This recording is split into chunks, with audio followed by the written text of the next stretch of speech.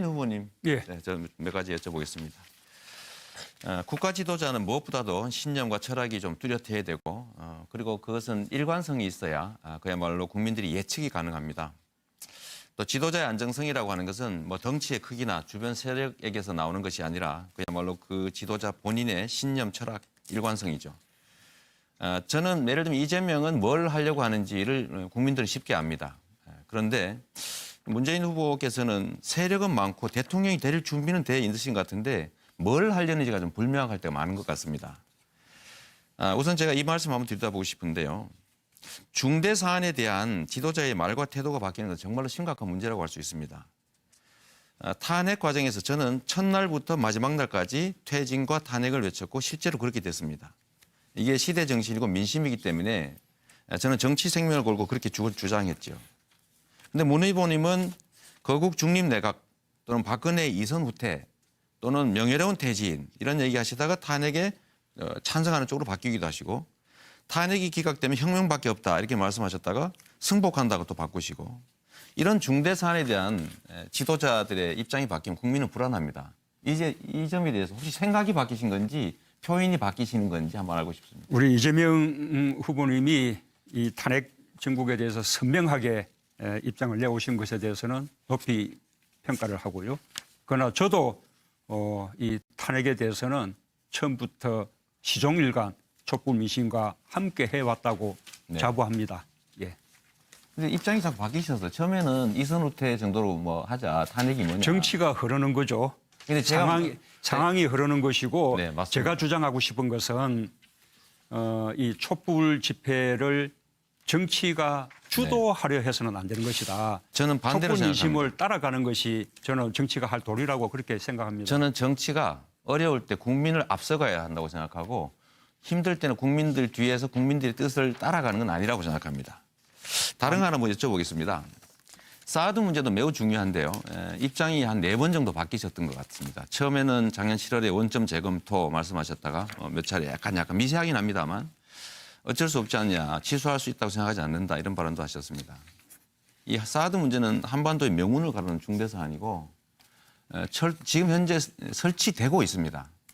여기에 대해서 아직도 국회의 의견을 묻겠다라고 하시면서 후보 본인의 의견을 아직도 내지 않으시는데 제가 정말로 알고 싶은 것은 국가 지도자가 되시려고 하는 본인이 이 중요 현안에 대해서 과연 어떤 생각을 갖고 있느냐. 바람직하냐 아니냐. 사드 철회돼야 된다고 생각하느냐 아니냐. 정말로 그 짧은 답을 듣고 싶습니다. 본인의 생각을. 우선 이제 촛불 집회를 정치인이 앞에서 이끌었다면 저는 이 촛불 집회 순수성이나 자발성이 훼손될 됐을 것이라고 생각하고요. 사드 배치 문제는 말씀하신 대로 우리가 잘 해결해야 되는데 그러나 지금 단계에서 반대다, 철회다 이렇게 못 박아 버리면 저는 오히려 다음 정부에서 그것을 외교적 카드로 활용할 수 있는 길을 스스로 닫는 것이라고 생각합니다. 이쪽 저쪽 가능성을 열어두고 외교적 노력도 하고 공론화도 하고 하면서 합리적 결정을 내리는 것이 옳지 않을까 생각합니다. 네, 뭐 알겠습니다. 국민들이 판단하시겠죠. 또 다른 측면의 질문 한번 드려보겠습니다. 저는 야권 연합 정권을 만드는 건 정말로 중요하다. 대연정이 아니라 야권이 연합해서 여소야대를 극복하고 개혁 동력을 확보해야 되기 때문에 야권 연합 정권을 만드는 것이 시대적 과제라고 생각합니다. 그런데 이 점에서 보면 우리 문 후보님은 당대표 하시다가 대부분의 우리 주요 인사들이 탈당을 해버렸고 또 그분들하고 감정적 관계도 안 좋으신 것 같고 최근에 또 반개혁 세력이라고 하셔가지고 거의 야권 통합이나 연합 정권이 불가능해 보이는데 좀 문제라고 생각되고요. 또 한 가지는 이거와 또 반대로 또 캠프에는 재벌의 우호적인 기득권자들 또 뭐 친박 뉴스, 악성 노조 발언하는 분들 다이빙벨 뭐 상영 방해 또 청경 동사 사건 관련자 등을 이런 기득권자들 대대적으로 끌어모으고 계십니다. 이런 걸 보면 사실은 안희정 후보께서는 차라리 정치적으로 대연정을 한다고 해서 좀 분명한데 문 후보님은 형식은 대연정이 아닌데 실질적으로 뿌리를 보면 혹시 기득권과 대연정하는 거 아니냐라는 의심을 하는 부분들이 있습니다. 이렇게 되면 과연 앞으로 문재인의 정부는 과연 어떤 지향을 가질지 국민들이 의심이 되거나 걱정할 수 있지 않습니까? 좀 불안해서 어디로 갈지 모르지 않습니까? 최근에는 김광두와 김상조라고는 전혀 상반되는 인사를 또 동시에 영입하셔서 뭘 하시려고 하는 건가 좀 그런 생각이 들 수도 있을 것 같습니다. 우선 소현정은 뭐 저도 필요하다고 여러 번 말씀드렸고요. 지금은 같은 야권 정당이라 하더라도 서로 경쟁하는 관계죠. 아직은 이 소현정을 이야기하기가 이를 겁니다. 그러나 정권 교체가 이루어진다면 저는 뭐 충분히 이 소현정이 될 것이라고 생각을 하고요.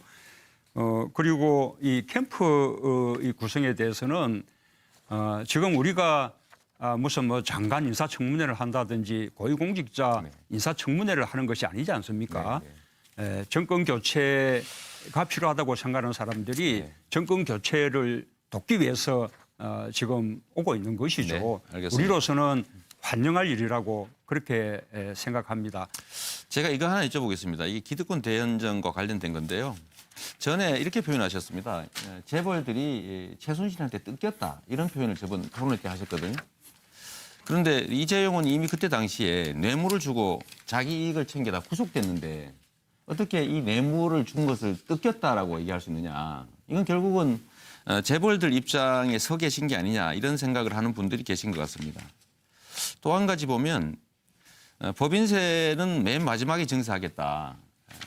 그리고 각종 복지 정책들을 하겠다고 하시는데 결국은 이것도 왜 하필이면 시민들 세금부터 올리느냐.